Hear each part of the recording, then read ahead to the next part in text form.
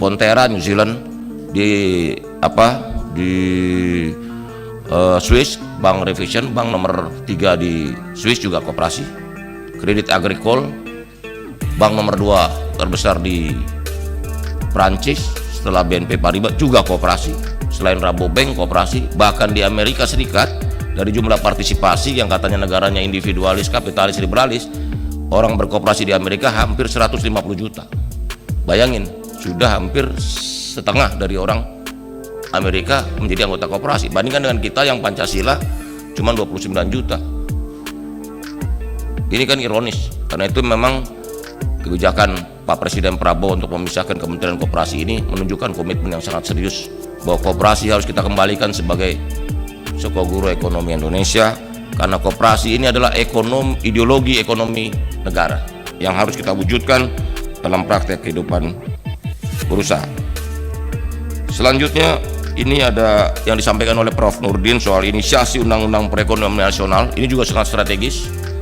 Ini mengingatkan saya pada perdebatan tentang dua tokoh besar bangsa kita. Yang pertama Profesor Saifuddin Prawiranegara, dan yang kedua adalah Profesor Sumitro Jayadikusumo. Itu perdebatan di tahun 1950 sampai 1957, 7 tahun perdebatan ekonomi, di mana yang lain bicara soal perdebatan negara ini, ideologi politik. Mereka berdua, tokoh-tokoh besar ini, Prof. Sumitro dan Prof. Saifuddin Prawiranegara, berdebat tentang urgensi rencana perekonomian. Selama 7 tahun mereka berdebat. Profesor Sumitro menggarisbawahi pada industrialisasi berbasis koperasi, sementara Profesor Saifuddin Prawiranegara bicara soal pertanian. Karena memang mindsetnya adalah negara-negara kemajuan negara Eropa. Dan saya pikir inilah warisan kita, sehingga muncul pemikiran-pemikiran ekonomi selanjutnya yang bisa kita rasakan perkembangannya dan dinamikanya hingga saat ini. Tadi betul Pak Adi sampaikan, ini selaras Pak, bahwa koperasi ini kumpulan orang. Makanya saya indikasi atau indikator melihat satu koperasi itu berapa jumlah anggotanya dulu. Baru yang kedua, dapat SHU nggak?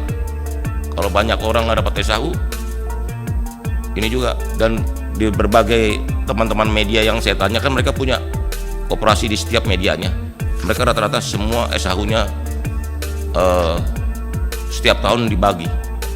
Jadi menurut saya ketika SHU sudah dibagi di koperasi per tahun, ada tanda-tanda harapan bagi